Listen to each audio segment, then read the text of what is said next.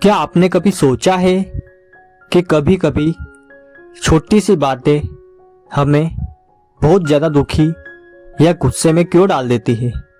या फिर कुछ लोग हर हालात में शांत और पॉजिटिव कैसे रहते हैं?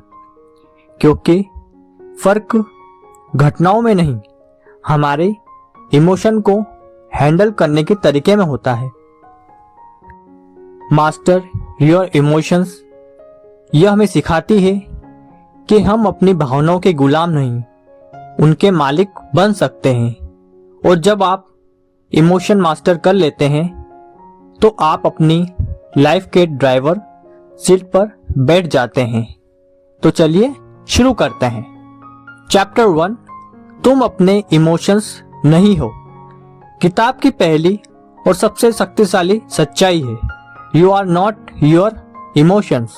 मतलब आपके अंदर जो गुस्सा, डर, चिंता या खुशी आती है वो आप नहीं हैं। वो बस एनर्जी वेव्स है जो आती और जाती रहती है। लेकिन हम क्या करते हैं, हम उन इमोशन को पकड़ लेते हैं और खुद से जोड़ लेते हैं।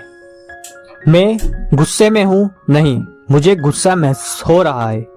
ये सबटल फर्क ही इमोशनल मास्टरी की शुरुआत है। जब आप खुद को इमोशन से अलग देखने लगते हो तो उनका कंट्रोल अपने आप कम हो जाता है। ऑथर कहते हैं, observe your emotion, don't become them. Chapter 2, emotions कहाँ से आते हैं?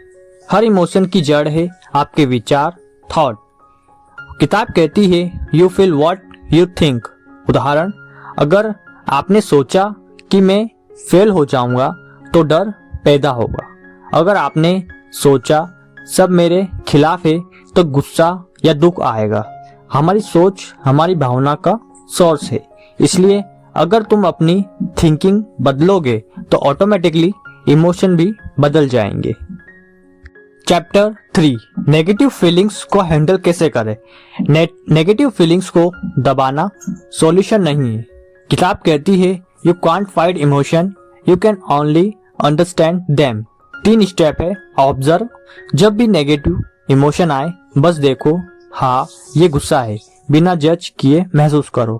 नेम इट, इमोशन को नाम दो, फियर, एंगर या जेलसी। इससे दिमाग समझता है कि ये टेम्परेरी स्टेट है।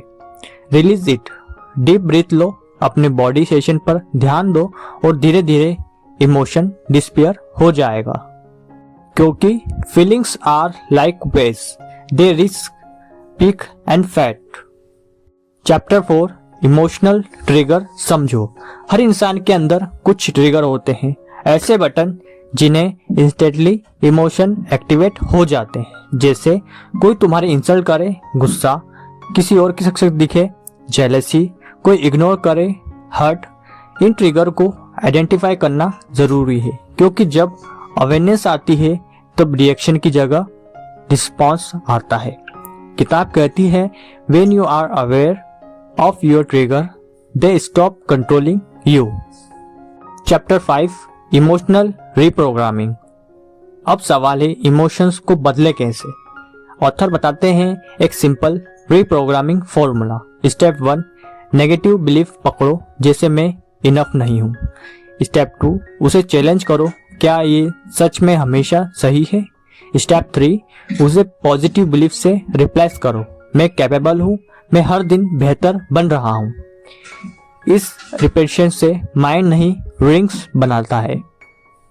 Chapter 6, gratitude and perspective shift. किताब कहती है, ग्रेटिट्यूड ही इमोशनल हीलिंग का शॉर्टकट है।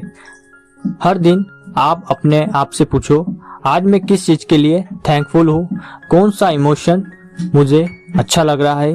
जब आप छोटी छोटी चीजों के लिए थैंकफुल होते हैं तो आपका दिमाग नेगेटिविटी को पहचानना बंद कर देता है। Chapter 7, emotional balance in real life. Author कहते हैं, इमोशनल मैस्टरी इन कंसिस्टेंसी। हर दिन पेशेंस करनी होगी और प्रैक्टिस करनी होगी। जर्नलाइजिंग, मेडिटेशन, डीप ब्रीथिंग और पॉजिटिव सेल्फ टॉक धीरे धीरे आपकी इमोशंस मसल्स स्ट्रांग होती है और एक दिन आप देखोगे वो चीजें जो पहले आपको तोड़ देती थी अब सिर्फ हल्का सा असर डालती है। Chapter 8 freedom beyond emotions. Mystery का असली मतलब है पीस विथ चाउस। जब आप खुद को इमोशन से अलग देख पाते हो तो कोई भी सिचुएशन आपको डिस्टर्ब नहीं कर पाती, तभी आप ट्रूली फ्री होते हो। Free from fear, doubt, anger and open to happiness, clarity, peace. Author कहते हैं the key to happiness isn't have no problem but to stop letting problem control your emotion. तो याद रखो, इमोशनल तुम्हारे दुश्मन नहीं, टीचर है। उन्हें समझो, ऑब्जर्व करो और ट्रांसफॉर्म करो, क्योंकि जब तुम अपने इमोशंस मास्टर कर लोगे तो जिंदगी तुम्हारे कंट्रोल में होगी, ना कि उल्टा। अगर आपको यह बुक समरी पसंद आई तो वीडियो को लाइक और चैनल को सब्सक्राइब करना ना भूलें।